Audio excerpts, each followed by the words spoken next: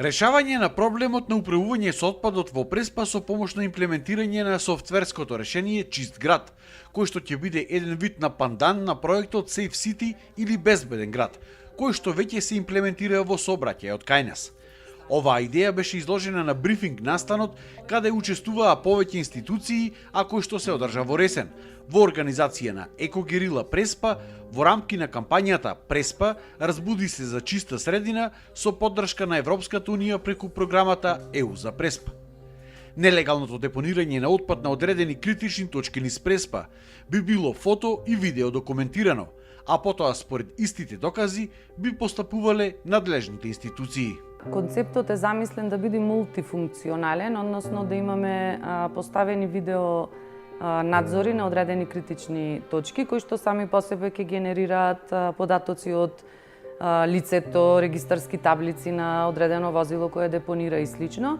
Но исто така сакаме да има и уште еден дел во кој што секој граѓанин по однос на некаков вид на доказ, дали е тоа слика, видео или одредена снимка која што ќе има од некакво вакво неправилно постапување, би можел да ја вметне во тој систем и да стигне до инспекцијските служби или според законот до секој оној кој што е надлежен да реагира за ваквите постапки. За намалување на дивото или нелегално депонирање на отпад, јавното комунално претпријатие Пролетер веќе започна со одредени процеси на селекција на отпад, како текстил, стакло и електричен отпад, за кои има поставено одредени контейнери низ градот.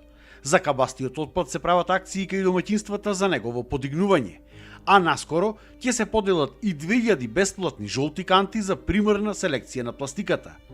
И од таму се надеваа дека идејата за чист град ќе ги намали дивите депонии. Во свеста на граѓаните ќе се смени во делот на тоа што кога знаат тие дека веќе се ги сликаат или ги снимаат и дека одлагаат на несоодветно место, дека може би нема понатаму да постапуваат на ист начин, бидејќи ќе барат можда информации каде можат да одложат отпад и дека нема да биде како што е денес.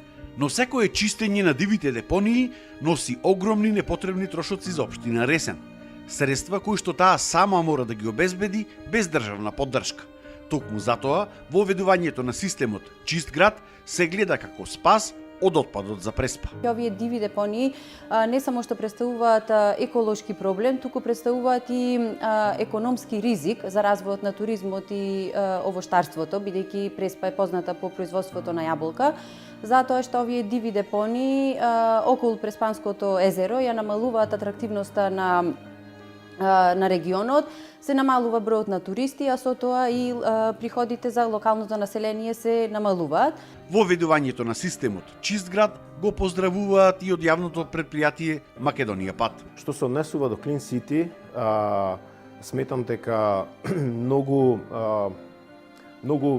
ќе се подкрени совеста кај учесниците во сообраќајот и би се пазеле од тоа фрлање на отпад, со самото тоа нас ни било во корист, бидејќи би заштедиле ресурси како човечки, така и финансиски, за понатака да можеме да ги пренамениме тие средства за подобро одржување на самите патишта.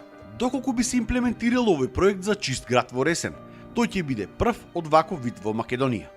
Во моментов се креираат деталите околу целиот процес, кој потоа ќе биде доставен до надлежните институции за разгледување и негова доработка и одобрување.